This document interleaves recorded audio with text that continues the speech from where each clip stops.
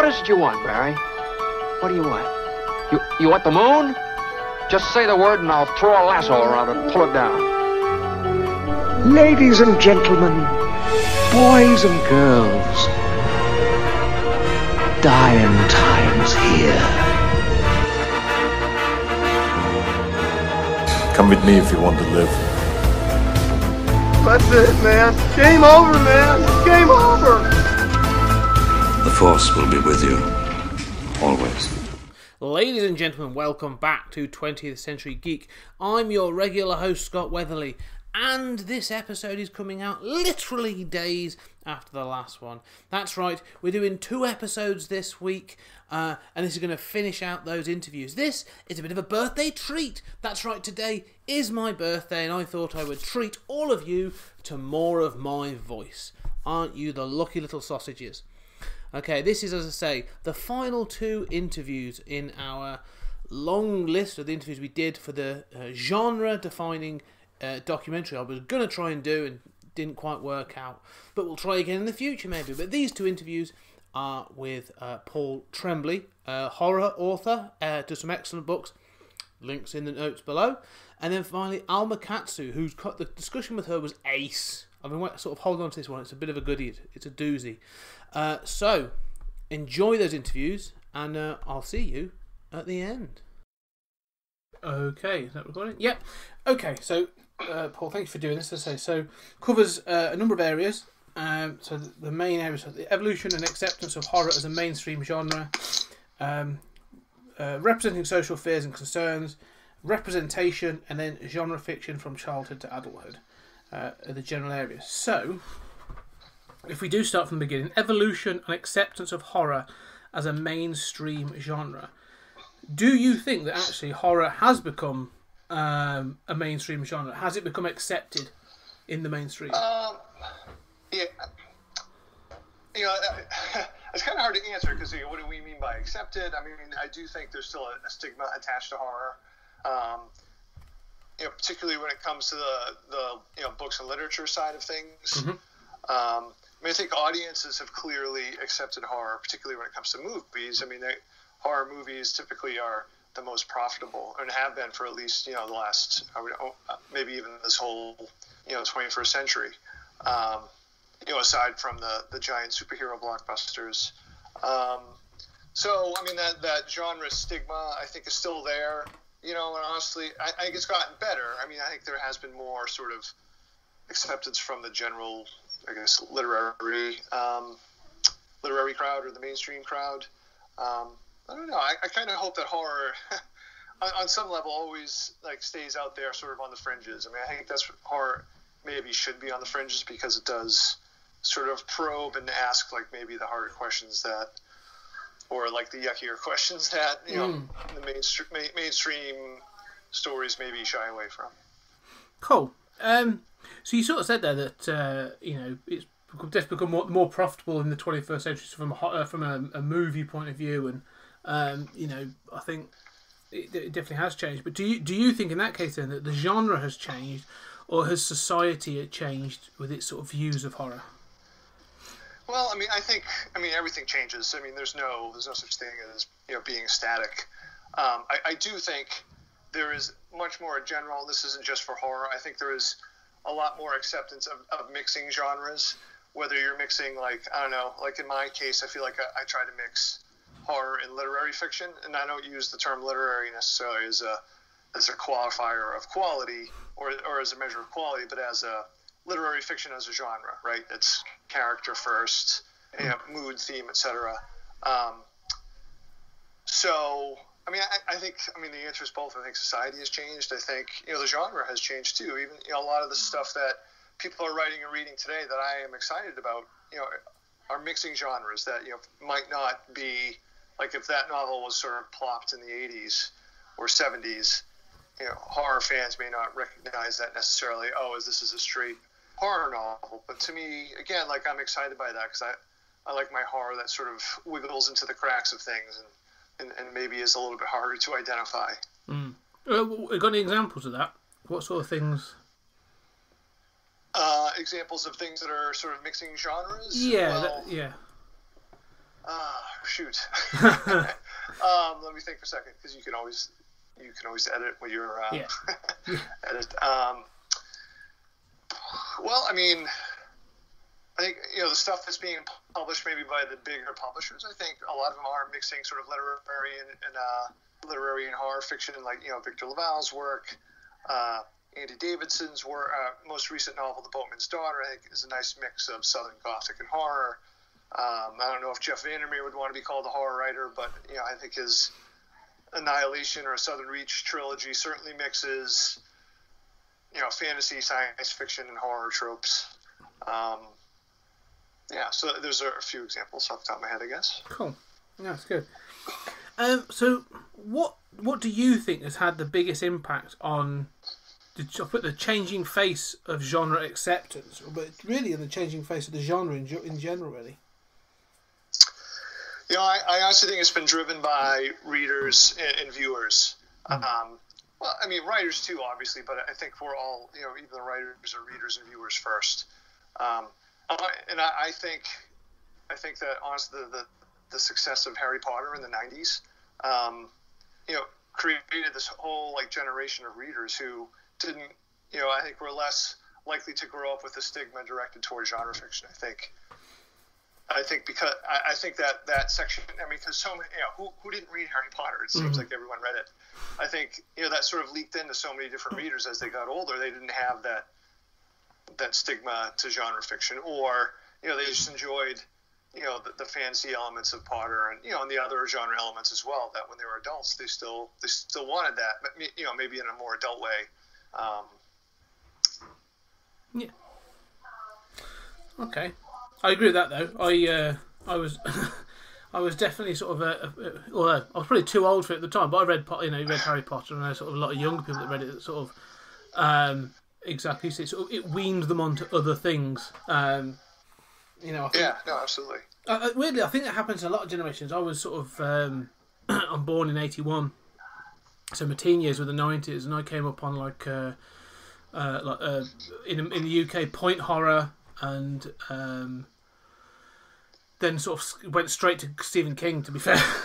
Sure, there's definitely that. There's a lot of times there's that weaning book, isn't it? That sort of the step to the next thing.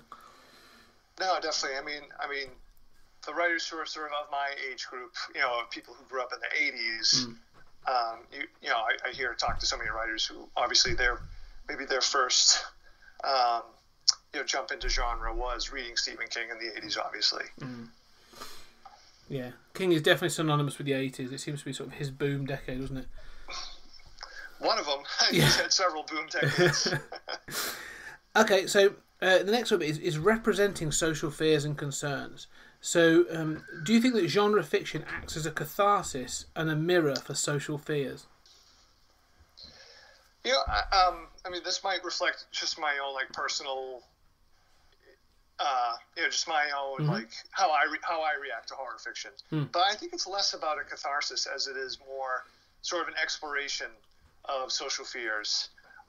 So I don't know. I mean, I never feel a catharsis. Like after I read if I were to read The Stand today, I don't think I'd be like, I feel great about. You know, I've had a catharsis. I feel great about what's happening outside our doors right now. Now, for me, it's always been like when horror's at its best, it confronts head on, you know, social fears, and even, you know, social transgressions, which I think are important to explore too.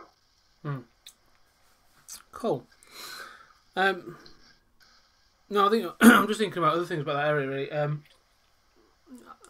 agree with that. I like the idea of saying it meets things head on, because I do think that's sort of important, isn't it? Sort of like to confront things, and maybe not make us feel as comfortable with the world. Right. Okay, so representation in genre fiction. So, has genre fiction been at the forefront of representation in fiction? And this can be in any way, really. Sure. Wow. You know, when you sent me that question, I like sort of, you know, read that and thought about it for quite a bit.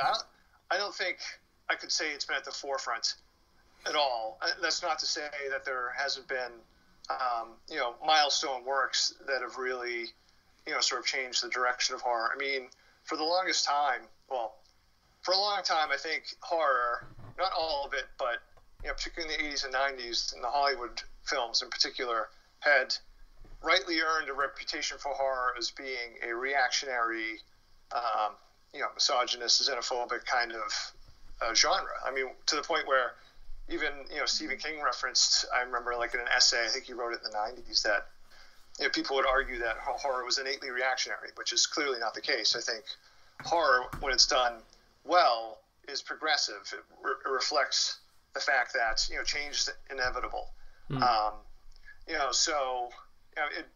I think it would be disingenuous for me to say, as much as I love horror, that it's been at the forefront of any social change. But I do think the good news is that we are seeing many more, diverse and own voices, having, are getting published, and we're seeing it on the screen. I mean, clearly, Jordan Peele's Get Out, and that, the amazing acceptance that movie got. I mean, I don't know if that, if that movie had come out in the 80s, I don't think it would have gotten as strong, I don't think it would have been as accepted as it was. So, yeah. I mean, I think we're moving in when I say we, the genre is moving in the right direction, but, I'd be uncomfortable to say that it's, doing better than other genres. I think every genre has its issues with sort of, I don't want to call them the cultural wars, but, there are plenty of horror fans who, do like reactionary horror, if I'm just going to sort of leave it there. Just as there are obviously issues in science fiction and fantasy as well. But, I do feel like we are seeing, across the board, a move toward, more diverse voices in fiction. Yeah, good. Okay, that's good. So do you think genre fiction can be used to subvert social norms in any way? Oh, absolutely. I think that's what it does when it's at its best. I mean, going all the way back to, someone like Shirley Jackson, who I think her body of work is all about subverting the social norms of the housewife, of the polite white town, etc. We just discussed, Jordan Peele's work in film. And, I would mention Victor LaValle and what he did with, in confronting, Lovecraft's racism and xenophobia with his sort of retelling of the horror Red Hook with the Ballad of Black Tom. That's what excites me about horror is it digs in, and it doesn't necessarily have to be polite. No, and get at the really sticky questions. No, it's good. Yeah, I agree with that. I think, making, I think, sort of, especially with a novel, I think if with certain horror books, if you don't feel uncomfortable, sort of like, with certain types of horror and what they're trying to express, I think sometimes it sort of may have missed the mark. No, absolutely. I mean, I think that's a good way of putting it. I mean, I think horror should make you feel uncomfortable. And, I think when horror, like what I described earlier is like the reactionary horror is, typically like, there's, there's some sort of event, but then the status quo is reestablished. Like, not even necessarily talking about the happy ending, but like, the monster or other invades this nice town, and they defeat the monster, and everyone's happy and has gone back to, what they were before. But, the truth of horror is that, after this reveal of some ugly truth, no one is ever the same again. And I think the best stories reflect that change in some way. No, I agree. I think there's definitely sort of novels and films in the genre that I have watched, and at the end of it you sort of sit there going, look, I enjoyed that, but I'm not sure that I'm right to have enjoyed that.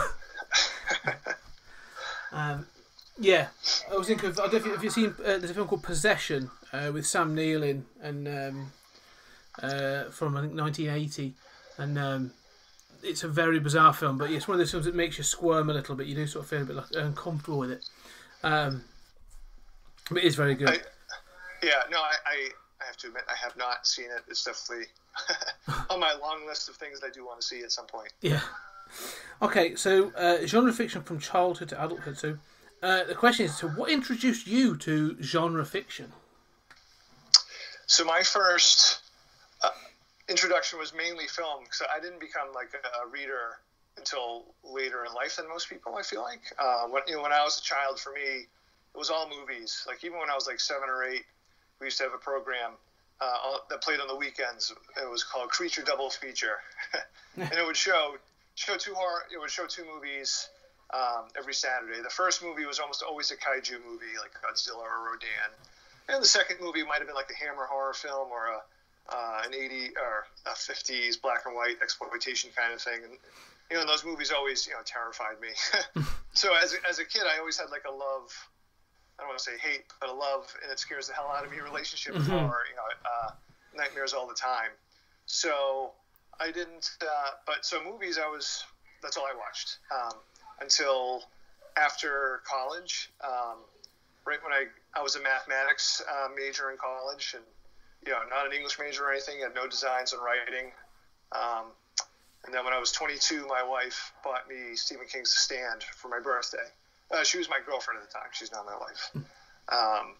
And I went away to graduate school for 2 years to get my master's degree in math. And I don't know, just something weird happened while I was, far away at school, at grad school. I just fell in love with reading. I read all this Stephen King, and then, Shirley Jackson and Clive Barker and Peter Straub. And when I got out of grad school with my degree, I was 23, 24, and I had this weird itch to try writing a story. So in a lot of ways, I still feel like I'm playing catch up with other people. I mean, that sort of drives me that, all these other writers have been reading their whole lives and writing their whole lives. So I use that as my own sort of personal, it's not even inspiration, but it's sort of what drives me as a writer is to, I don't know, make up for those 2 decades where I was just watching TV and movies. No, that's cool. I say there's always that thing, isn't there? Sort of, like everyone said, their secret origin. And I always find it fascinating when you do find someone's like sort of that thing that sort of switched them over, that thing that sort of like the light suddenly goes on with something that they become passionate about and stuff. So, okay. So, do you think then it's important to introduce children to horror and sci-fi ideas?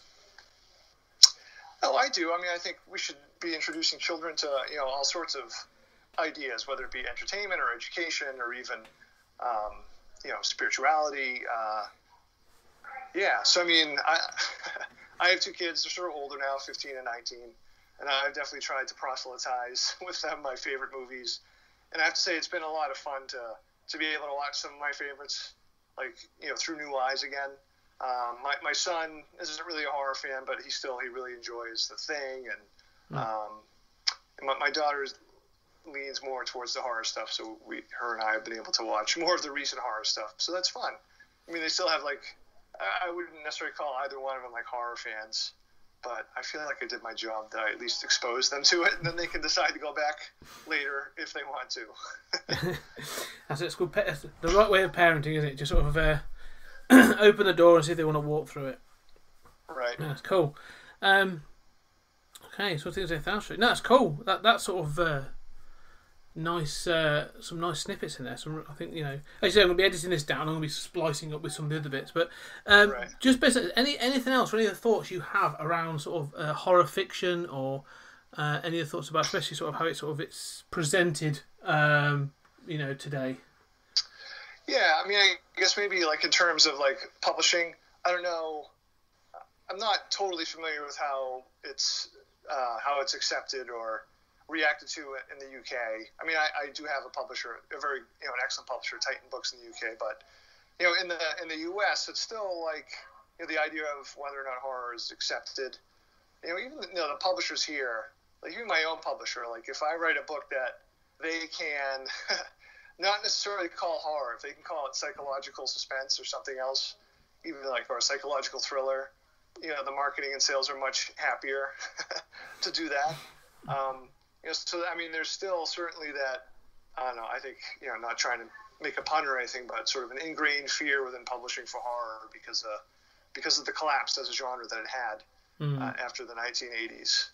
So in some ways, I do think we're I don't know, a horror renaissance or a golden age of horror, just based on the amount of really great stuff being created and written and by so many different authors.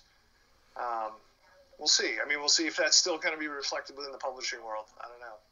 Yeah, it's interesting how you talk about the publishing world, because I say from a customer point of view, myself, I really do think there's an absolute wealth of new like horror fiction coming out all the time. Yeah. As you said, that long list of things that I want to read, you know, including all the stuff that's already on my shelf, you know, my to read list. Right. You know, every other month there's like a new book coming out, or I hear about a new author, and I'm like, oh, I've got to try that. Yeah, I definitely feel like there's, you know, I'm spoilt for choice. I think at the moment, you know, with good horror authors. That's good. Anything? So this is going to. I'm putting this together. So it's probably going to go out June, July, most likely at the moment. Okay. When I finally put it together. Is it you got anything you want to sort of mention? Sort of anything you want to give a pop to? So anything like any new books or events? Sure. Or anything? Yeah, well, July 7th, both in the US and in the UK, my new novel, Survivor Song, will be published. Cool. In the UK, it'll be published by Titan Books. In the US, William Morrow. The novel is about an outbreak of a super rabies virus in Massachusetts. And I wrote this before, obviously, the pandemic happened. And there are some strange, I don't want to use the word prescient, but there are a lot of things that happen in the book that sort of are things that we live with now. So I hope that readers think it's, you know, sort of an interesting read, and even one that plays with both horror and hope. I don't know, because I think, you know, even though I mean, most of the things I've written have really like sort of bummer endings. I do think horror is ultimately hopeful. Like even if we don't survive, you know, if you're reading the story, even if the people don't survive the story, or not everyone survives the story, you know, I don't know. I like to think of a horror story as a reveal of a terrible truth, and I don't know. I find value and hope in just that in that recognition, a shared recognition of that truth. I mean, if nothing else, like a horror story can be like, oh, we realize something is terribly wrong, and to me, there's hope and value in that recognition that there's something wrong. Anyway, that was a long, rambly way to say, hey, buy Survivor Song in July. Yeah, no, I agree. Yeah, I will definitely check it out. I've got, so, as I said, I've read Head Full of Ghosts, and I've got the I can't say it myself. Is it A Cabin at the End of the World? Yes. I've got that on my to read list. That's stacked somewhere. So, so yeah, I'll add more to it. Because I want to get your short story book as well. Because I've heard some, you know, people mention a few of those that they've really enjoyed. So, well, thanks. Yeah, Growing Things. That's it, Growing Things. Yeah. Yeah. No, there's a couple of stories that connect to A Head Full of Ghosts in there. So if you like that book. Yeah, because I was going to say, is that what the title's about? The Yeah. In the reference to Growing Things and A Head Full of Ghosts, that existed as a short story first. Before I wrote A Head Full of Ghosts. Okay, cool. Well, I'll definitely forward to try. I'll pick that up at some point. But yeah, I really enjoyed Head Full of Ghosts. I thought it was fantastic. Well, thank you. Thank you. Yeah, but yeah, no, Paul, that's been brilliant. I really appreciate you giving me the time and some great answers. So I'll drop out, let you know when it's going to go out. But thank you very much, and my pleasure. Enjoy the rest of your week. Thank you. You too, Scott. I appreciate it. Cheers, Paul. Thank you. Okay. Bye. So there you go. Another cracking interview there with Paul Tremblay. And I'm not going to mess around because I'm going to go straight from this one into the last interview. This is indeed the last one with me and the wonderful Alma Katsu. You know, since I've started writing in this field, so to speak, you know, really just being accepted the last couple books by the horror community, I mean, I have to say I do think that it is being... you know, more widely accepted. I'm sure a lot of horror writers would say, you know, there was this long drought where horror was really sort of, you know, at least 20 years ago, 30 years ago, you know, just the interest in horror plummeted after folks like Stephen King and Peter Straub wrote some really great things. And then the market sort of got flooded with, you know, maybe a bit redundant type of literature, and the general public just wasn't as interested. So you started seeing it drying up, you know, no horror store sections in bookstores and that sort of thing. And I have to say that the last few years we're probably seeing the the acceptance of it pick up. But I think that's due in part to the fact that the genre itself is broadening. There's a lot of what we call horror adjacent types of stories that maybe aren't, very foursquare, what most horror writers would call horror. But it's all for the good, I think, for the genre. No, I agree with that. I like that. I like that phrase, horror adjacent, which I think is true. Sort of like, it's an element of something else being brought in, which is cool.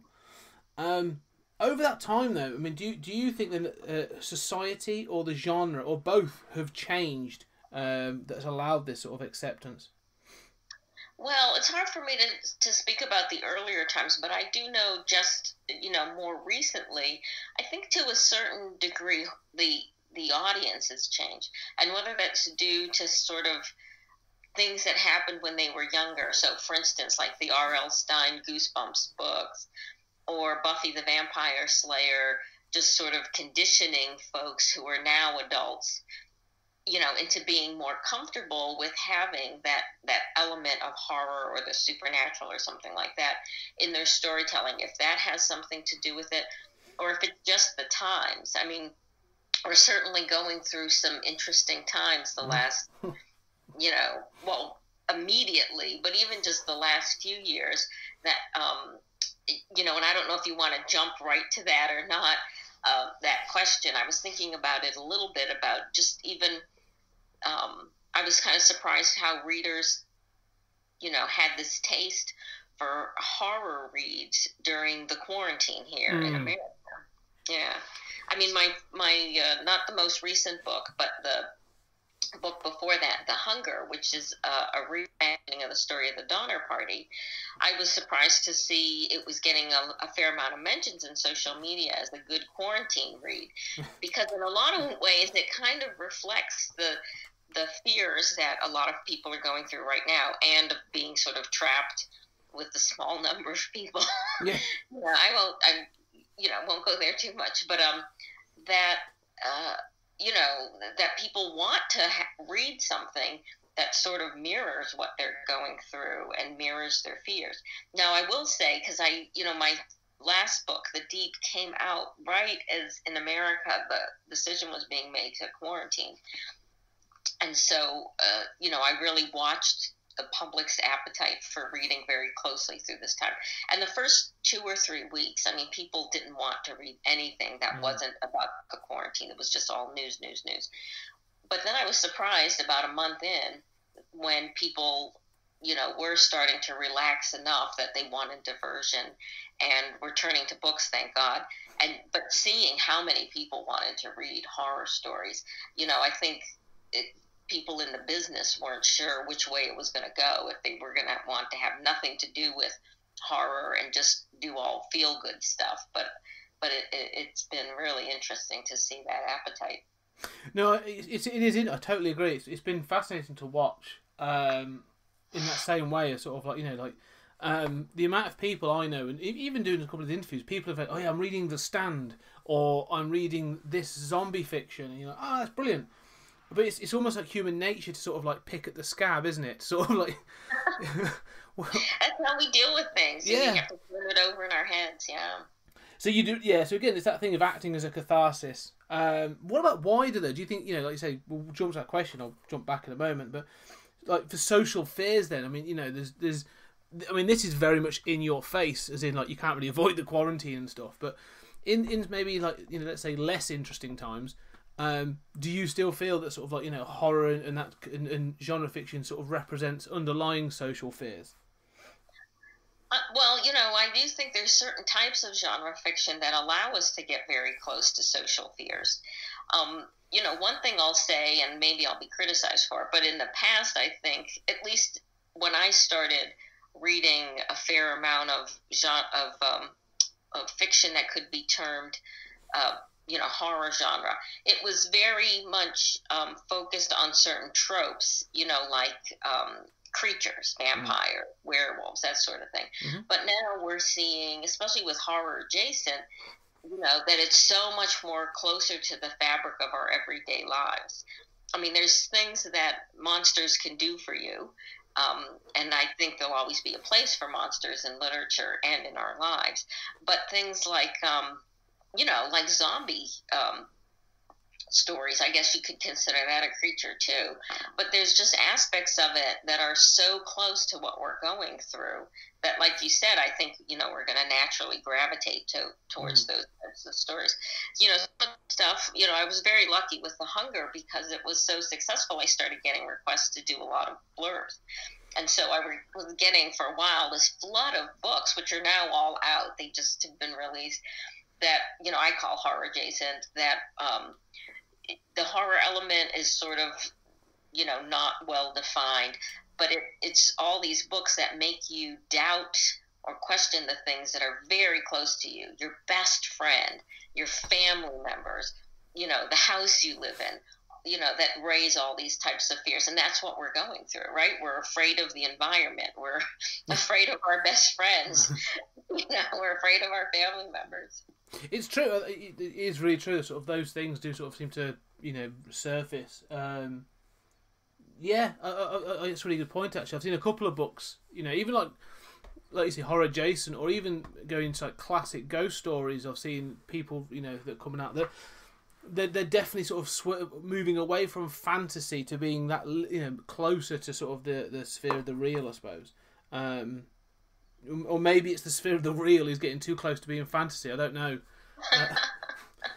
Right. I mean, that's a good point. I think it's hard to sustain fantasy that's a little too far out there. That's not, 100% wholly in a fantasy, genre or subgenre. But, I was just thinking, I mean, I love ghost stories, and I think ghost stories are super hard to write because most people, there's just not been, what's the word I'm looking for, evidence to support it. So, and a lot of ghost stories end up sort of trotting the same territory over and over again. The Deep is a ghost story, is partly a ghost story. All the horror elements in my these last two books try to not be super well defined. Leave it up to the reader to decide what they think is actually going on. So it kind of casts ideas in several different directions. But part of it is a ghost story.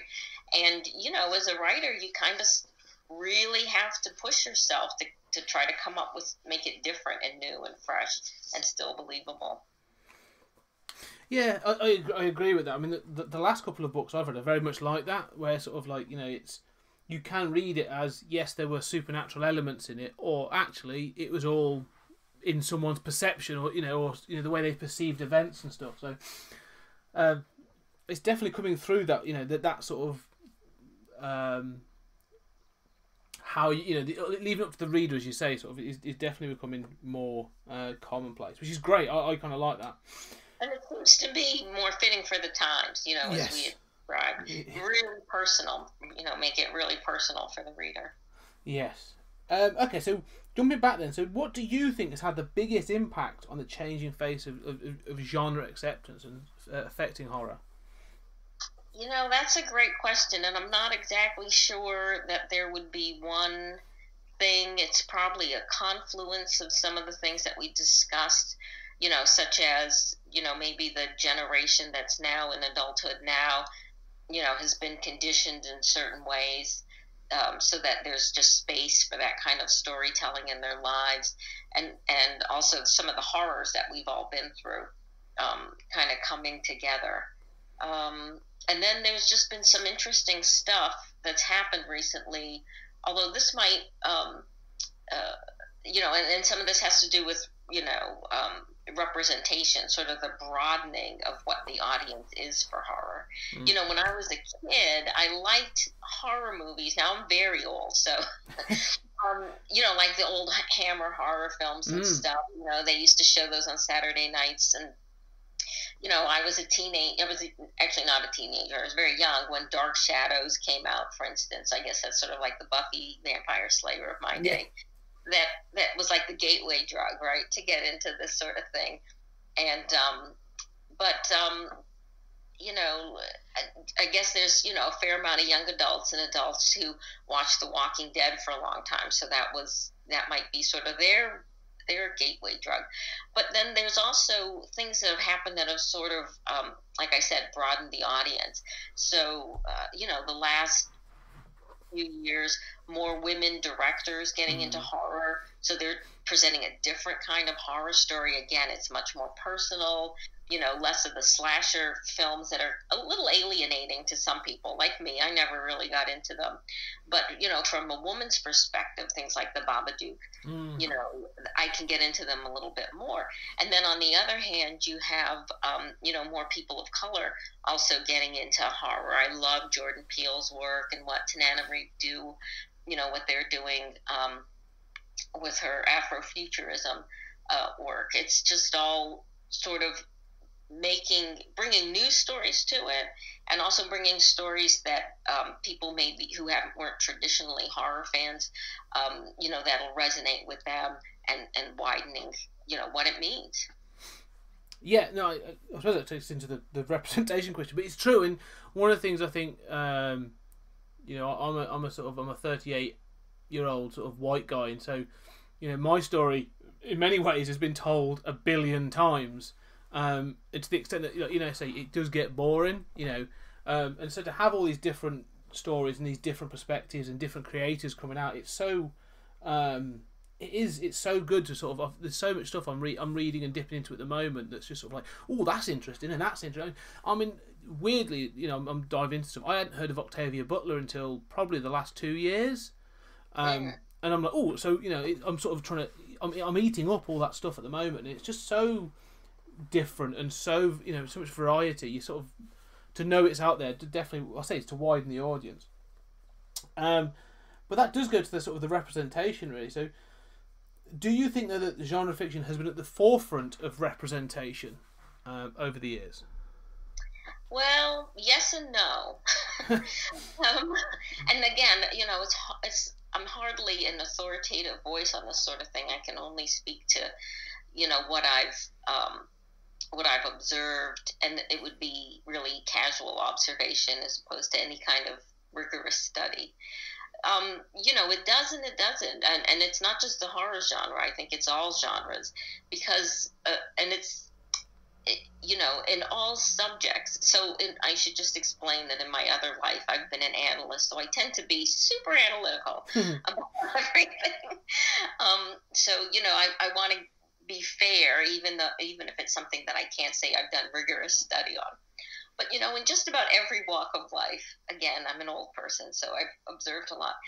You have two camps. You have the people who want to define things fairly strictly and become gatekeepers, what's allowed and what's not allowed, what's proper and what's not proper. And then you have people who are more comfortable with more amorphous boundaries, who like to see things pushed a little bit, like evolution. And so if you think back to various genres, science fiction, fantasy, horror, you'll see those two camps at war all the time. And so unfortunately with genre fiction, sometimes those gatekeepers can make it very stifling, and they drive away the people who would broaden the genre. But then at the same time, you can look at any of those genres and point to examples of people who were kind of what's the word I'm looking, pioneers of their time, and whether or not they ran into opposition, did flourish, like Octavia Butler and Tananarive do, and Victor LaSalle, for instance. I love his work. So it's a push and pull kind of thing. It's unfortunate that sometimes you have to run into so much opposition. When The Hunger came out and the horror community embraced me, I made no secret of it. I mentioned it at several cons and stuff.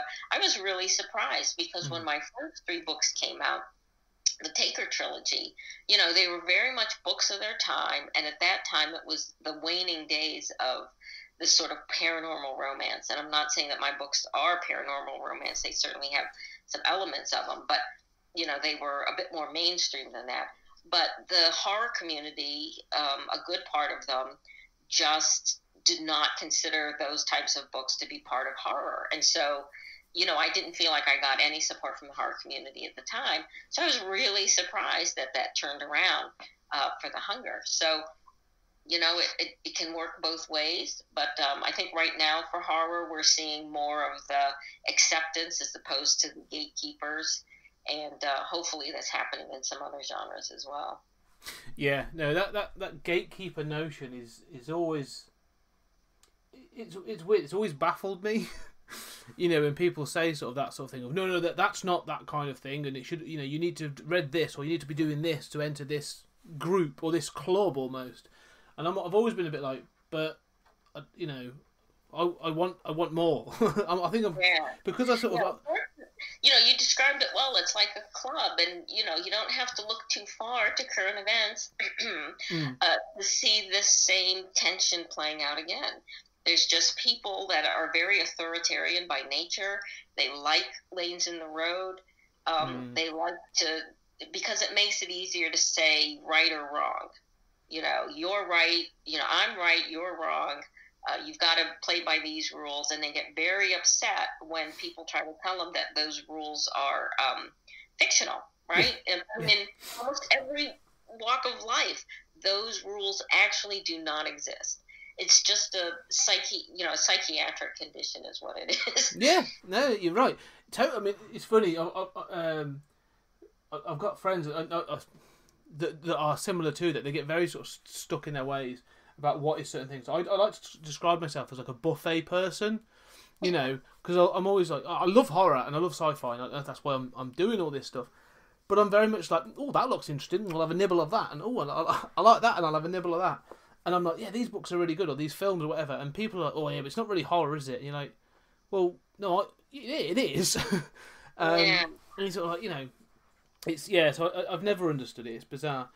But okay, so next question. So, do you think then that genre fiction can be used to subvert social norms? Oh, absolutely, absolutely. And I think it has many times over the course of history. And I'm hoping that it's going to be used in that way right now. I'll go back to Victor LaSalle. I think a lot of his work is, there's always, at least in the pieces of his that I've read, the issue of racism and, the social evil that brings always seems to be a subtext, if not the direct text of his stories. And they're very powerful, but they're also amazing pieces of fiction. So they're, entertaining and transporting just works of fiction, just works of art as they are. So yeah, we definitely need more art like that right now. And I think, especially given what's going on in the United States right now, that that'll hopefully be the catalyst for a lot of that to come. A lot of artists, it's just putting the issue front and center in their minds. Yes, no, yeah, I definitely agree with that. It's been interesting in the last couple of days, obviously with all the the protests and the awareness being raised, as certain outlets have pushed creators of colour, or sort of black creators, to the forefront. I think I've read this morning that Criterion, their streaming service, they're sort of putting films from black writers and black creators for free for a period of time. And I've seen a couple of others, that are doing similar things. Do you think that's wonderful? Because it means I get to, these things are becoming accessible.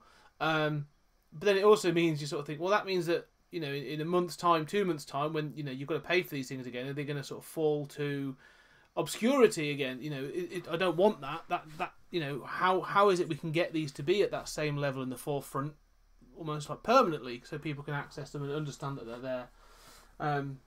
That's a great question. I mean, these things are kind of, they evolve over time. So hopefully what some of the results will be from this first push is that they'll pick some real gems, from the reading pile.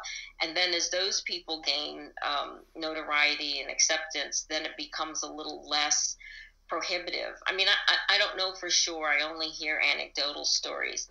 But, I understand a bit how the publishing world works, and especially the big five, the traditional publishers. And, you know, part of the equation is the business side of things. Will this book sell? Can I sell this book? Not just the artistic merit of the story and the writing. You know, that has to be there.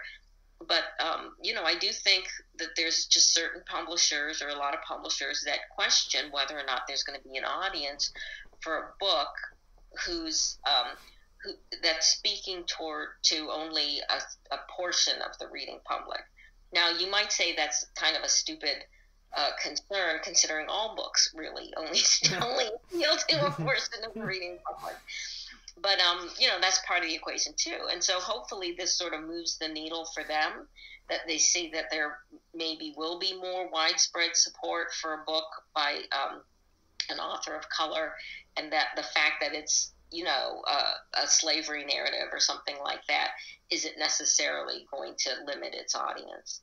And then, you know, hopefully then that means over time the stories that come in through the normal channels that deal with those same issues, you know, will just get a little bit more, you know, that they'll be looked upon as favorably as, say, the, you know, Game of Thrones that comes up with transfer. Yeah.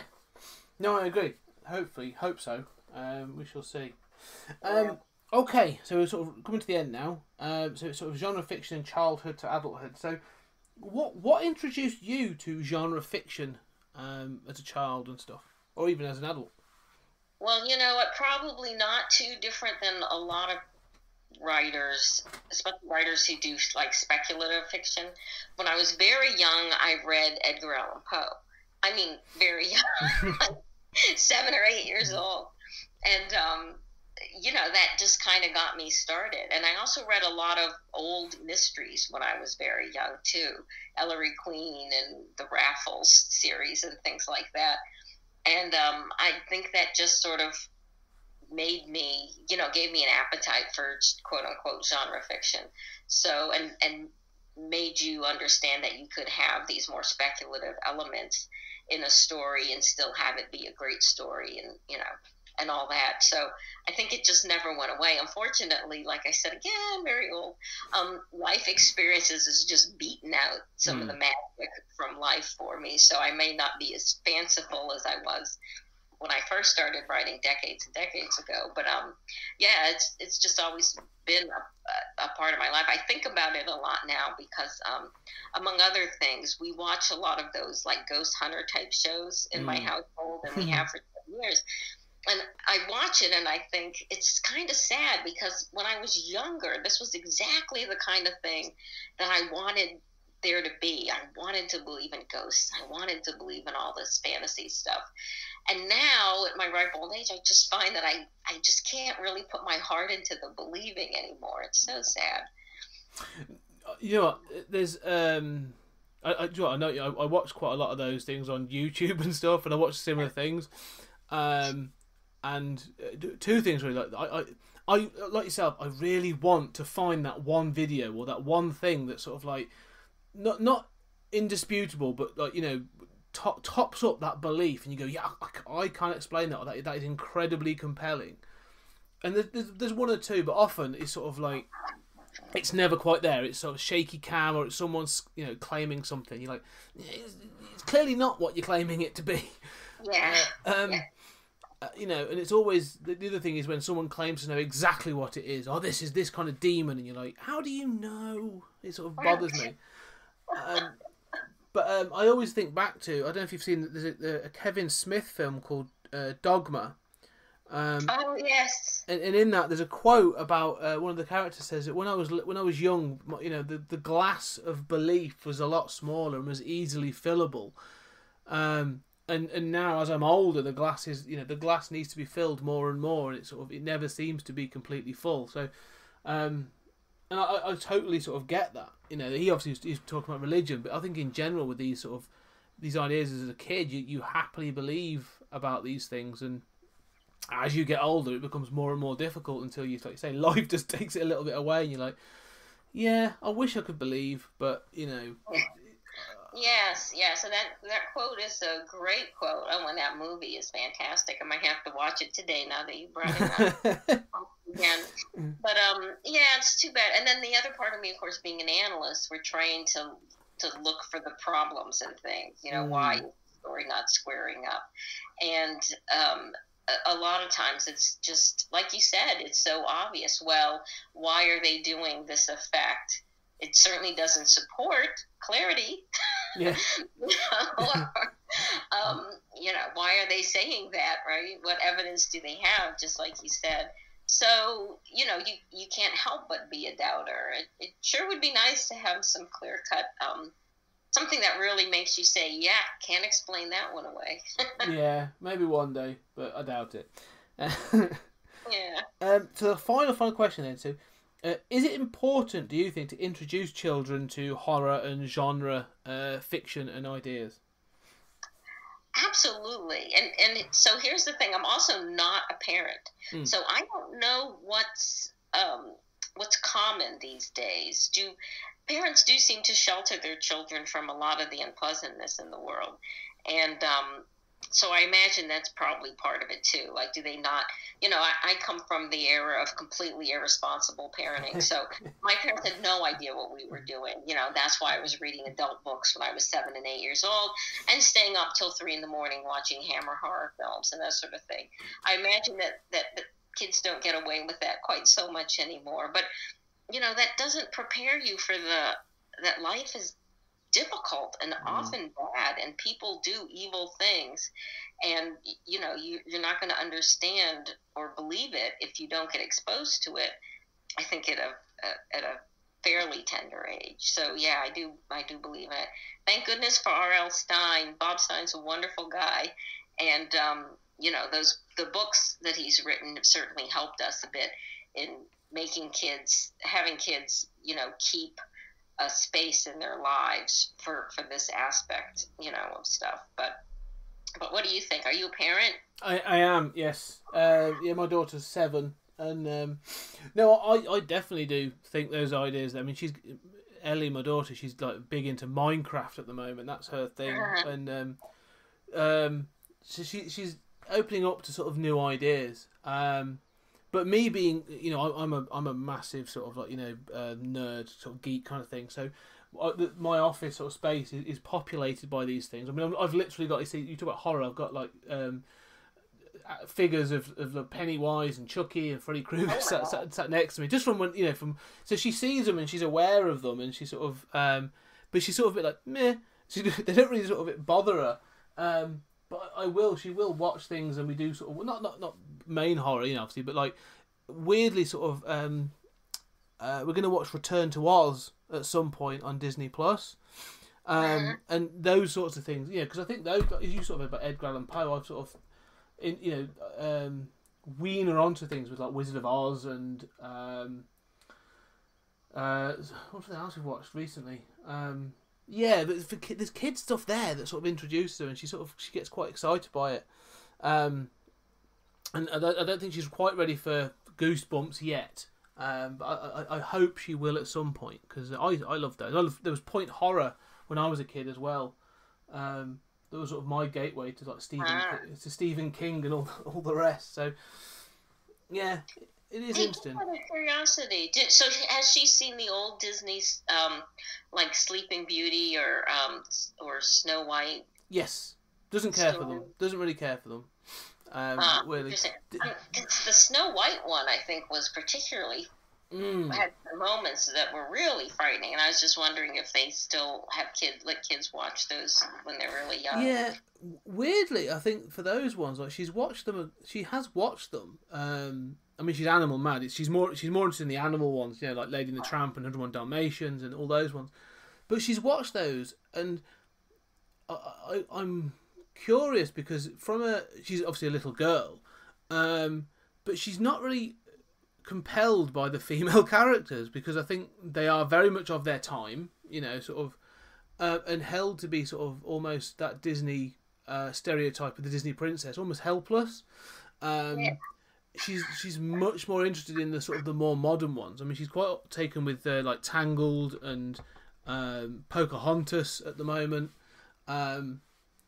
That's wonderful. Yeah, which is weirdly this thing of like the social norms are driving her towards those more proactive, female characters, which is great, which is really cool. But it's interesting, even from her point of view, really.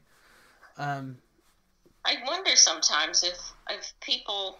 I mean, I'm of course super glad that these gender norms are changing, but it's almost incomprehensible, I think, to modern women who are of a younger generation than me, just how that was the norm. That women were beaten over the heads over and over again. That you're supposed to be submissive and the helpmaiden, and you just wait to be rescued, and you're a second-class citizen.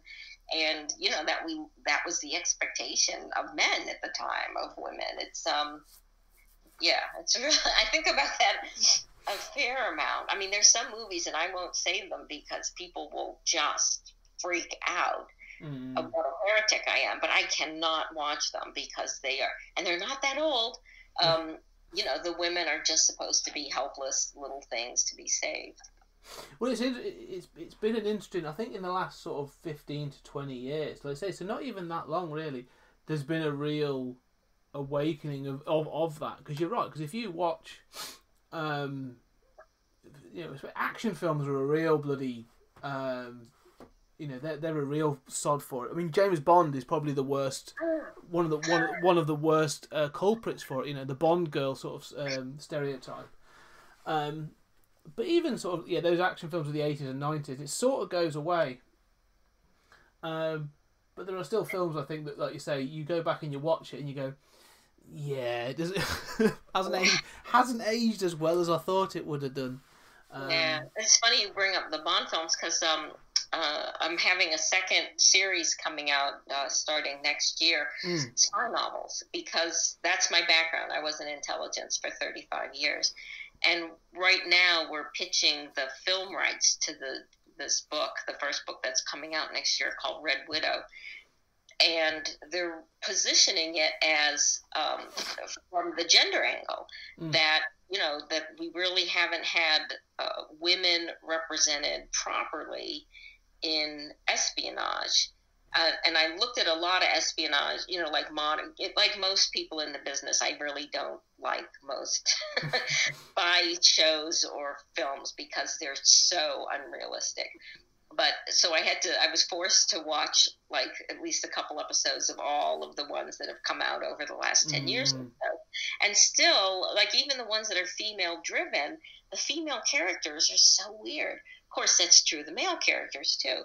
But, it's like, because, and what my agents are kind of telling me, because I don't know Hollywood really at all, is, it's still very much a male-driven business. And so that's what the men think the representation of a woman should be. That's what you're going to see on the screen. And so that's sort of what we're pitching. But it's really interesting when you're not part of the ruling class. Yeah. And then somebody kind of explains the secret handshakes and things. It's really eye-opening.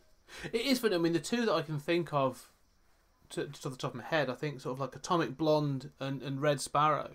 And I really enjoyed Atomic Blonde. I thought it was really good fun. I think Charlize Theron is really she's really solid. It's a good fun film. It's a female-driven action. Basically. So that was a great example. I did enjoy Atomic Blonde a lot, and as a matter of fact, I ended up doing a serialized graphic novel with Victor Santos that we kind of used Atomic Blonde as the model for it. It was done for Porsche, the sports car people. All right, cool. For their owners club, yeah, and so they had said, we would like something like Atomic Blonde. So that's what we did. It's not quite as, fisticuffs as Atomic Blonde is, but, it's just the spycraft part underneath it that I found a little bit weird. Red Sparrow is interesting. The guy who wrote the book is also former agency, and I'd love to talk to him one day and just kind of get his take on why he wrote it the way he did. And I'm sure a big part of it was he just knew that that storyline would find that mass appeal. You know, the thing we talked about before, where it's not necessarily the artistic merit of a thing that makes it popular, but sometimes you have to figure in, you know, what's going to resonate with an audience. Yeah, because that was the thing. Red Sparrow was interesting in that it's, you know, there's a notion in sort of, no, maybe I'm wrong, I only saw it once, but this idea of sort of like, well, if you're going to be a female spy, you've got to be sort of emotionally broken to do it. You know, sort of. I think they break all of them, male or female. Well, yeah, Bond. I think definitely. I think Bond has always been. I mean, but he's been his emotional sort of almost detachment has almost been normalised. To the extent you're like, you know, you don't acknowledge the fact that clearly James Bond is a psychopath. Yeah. Yeah, I think the what's his name? The most recent guy whose name is, I can picture his face. Daniel Craig. Yeah. That the way that they've reframed his narrative has been very good, and his face, you know, just serves that well. But like one of the things in the pitch that's going out for Red Widow is, you know, it's the reality is a bit different. Honestly, most of the people in that service I've met who are emotionally broken are the men. The women end up, because so there's a thing in the clandestine service, which what most people, when they think of CIA, that's what they're thinking of. It's the people who do human intelligence, who go out and find the people who have the secrets that the government needs and convince them to share those secrets. We call those case officers. And what they are manipulators. They're trained to manipulate other people. You know, we like to think for good purposes, but that is the nature of the work. And what happens sometimes is people have a hard time compartmentalizing that in their lives, and it ends up taking over their personality. And they manipulate everybody. They manipulate their coworkers. They destroy their families because they manipulate their wives and their children. You know, there's much higher incidences of divorce. There's much higher incidences of alcoholism and substance abuse. And it's very much the men. Yeah. Funnily enough, have you seen Killing Eve? Oh, I love Killing Eve. Because the way you're describing it is, I forget what's the name of the bloody character. The Villanelle. Villanelle, I think she's wonderful. I think the woman who plays her is so good. I think all the cast are great. My wife and I have just started watching the series 3 in the last couple of days. No, the woman who's sort of like the senior MI6. Oh yeah. Oh, what's her name? But all her relationships, like, you know, her daughter's obviously come into series 3, and it's this sort of like she's just sort of so detached. But like you say, that manipulation, like she had her son working for her, and it's so good. But it's such a great portrayal of someone. She's like, well, the decades of being in the service is clearly taking a toll, but there's clearly something else there. Right. Yeah, no, it's and that's part of it. You end up being in this place where, you know, it can end up taking over your personality and changing who you are as a person. And the best people, you know, recognize this and fight it every day, and especially try not to turn it on at work. You know, to turn everything into an unfair fight. And I have to say, on balance, that the most damaged characters I've run into are the men as opposed to the women. Because unfortunately, I don't care if people believe it or not, it's true, the women often are under this additional pressure to be very careful about how they comport themselves at work. Right? Because, you know, you get a lot of this, well, she only got what she got, not because she's competent or did a good job, but because she's a woman. You know, you get that over and over and over again. And so you just have to be extra on your toes about this. Whereas I've seen, you know, the men will go up the chain easier than women, and it doesn't matter if they're especially damaged. I have worked for so many crazy men who just put ego and wanting to win all their little battles in front of, you know, what's really best in the situation. And most women can't afford to do that. They can't afford to let their egos, you know, you learn that lesson pretty fast. So that's kind of what we're pitching too, is that there's some really interesting stories to be told that are more realistic. Sounds fascinating. I will say, I don't think that's just the intelligence services. I've worked for several large corporations, and I would say that's true in every one of them. I've worked for some men that, not being a bloke, but I've worked for some people that, and some men particularly, that you would walk away and think like, they're not all there. This is all about feeding their ego. Yeah, one of the agencies I worked for is an extremely technical agency. And I actually spent most of my time there as opposed to CIA. And it's a lot like any large technology corporation. So it's sexist. It's very much in favor of men. It's racist. It's ageist, all that kind of stuff. And oh gosh, I kind of lost the thread on where I was going on this. But it's incredibly hard to be there as a woman. And you hear this all the time from the women who work there. Oh, I'd much rather have a man than a woman be my boss, because I don't think women make very good bosses. And it wasn't until I got to fairly senior levels of management and I would hear that, I realized it wasn't true. It's just that's what they hear, and they hear it enough so that they assume it's the truth. But really, the best bosses I had were women, not men. And so there's just all of these additional things you have to deal with. And I'd love to see a little bit more truthful representation of women in this particular field, just like I'd like to see, Disney princesses who save themselves as opposed to just stand around waiting for a man to save them. It's sort of the same kind of anachronism. Yeah, it's sort of getting there with Disney. I think Disney are becoming more and more aware, and they're trying. Because I think I think Disney as well, sort of, there's been an acknowledgement that they have a responsibility to present that. So it's sort of changed. Well, it is changing. It just takes time, I think, as many things do. Do you know what? That's been fascinating. I mean, that's been really interesting to talk to you about that. And I may work with so much, because I haven't really got onto sort of the sort of spy and espionage sort of genre in the podcast and stuff, but I will be at some point. So I may reach out again for us to have a just further discussion about this, because that'd be fascinating to talk about some more. Well, there is that overlap that you might want to think about a little bit. So for the last 10 years or so, my field has been in emerging technologies. And the intelligence business, and I even advise on it now to companies, and that is what emerging technologies have the potential for impacting how the intelligence business is being done.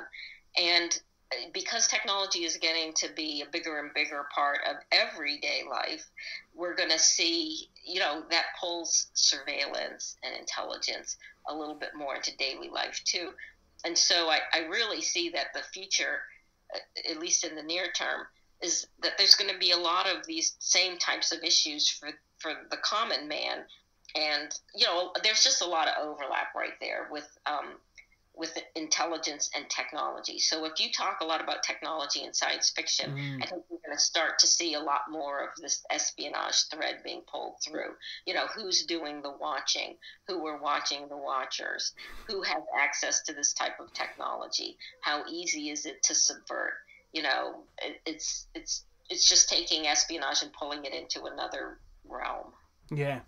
No, I definitely think that's something to be looking into in the near future. So, but yeah, no, that's good. I've got to get off because I've got to go make some lunch. But do you know what, Alma? That's been so much fun talking to you today. Fun talking to you too. You had great questions, very thoughtful. I've really enjoyed it, and it's opened up all kinds of avenues in my head. I'm gonna have to think about, because I think you're right. I really want to pull on some of this stuff, so I will be in contact about pulling on that and doing some more stuff around that over the summer or something, if that's okay. Sure, absolutely. We're moving in about a month. Other than that, it should be fine. Yes, okay. Well, I'll try and avoid that then. Just before we get there, anything you want to plug? You've got obviously the Deep is out, is the Hunger's out. So anything else coming up, or any sort of other additions you've got? Oh gosh, there's been a couple anthologies and a couple more coming out. I will kind of point people to one called Miscreations that came out a few months ago. It's an anthology of monster stories, but not what you think of when you think of monster stories. And I wrote the foreword for that. I didn't do one of the stories, but I was super impressed with the collection. The editors did an amazing job compiling stories that really take you across the breadth of what does it mean to be a monster, and how are monsters made. And so if that's of any interest to your readers, I would really encourage them to pick that one up. Oh, no, that will be. Yeah, no. Brilliant. Thank you so much for your time, and thank you so much for answering those questions. Oh, my pleasure, and I look forward to talking to you again soon. Yes, you too. Have a great day, and I'll drop you an email soon. Thank you. Thank you, Alma. Okay, there we have it. The last two interviews, I've really enjoyed playing these back, actually, and I really enjoyed doing them. And these interviews meant a lot to me at the time. I've really tried to make sure that documentary thing worked. It didn't quite work. It was a bit of a novice. Mistakes made. But I will try again. You know, we make mistakes, we learn from them, and we try again. So we'll see what 2021 brings. But I do enjoy interviewing these people and having the same questions played over and over again to give you those different perspectives and those different insights. I think these episodes really stack up to provide some different insight on the horror genre, how it was portrayed in the 20th century, and how people perceive it today. So I'm really pleased with how these have sort of come together. So let me know what you think. Did you find these insightful? Is there anybody you think we could have interviewed? Who would you think I should interview if I could really try to talk about this topic or any topic really? If you want to get in contact with me, you can. There are multiple ways. You can get in contact with me through the website. I never really mentioned this anymore, but we do have a website, 20thCenturyGeek.com. All the episodes are on there for this, for Stories Out of Time and Space, all my past blogs and reviews and everything. There will be more coming next year. So please, go check out 20thCenturyGeek.com, and there's a Contact Us part on there. More importantly, if you want to contact us in email directly, that's 20thCenturyGeek@gmail.com. On there, or just on the Twitters and the Facebook and Instagram, all of them under 20th Century Geek. Please come and find us.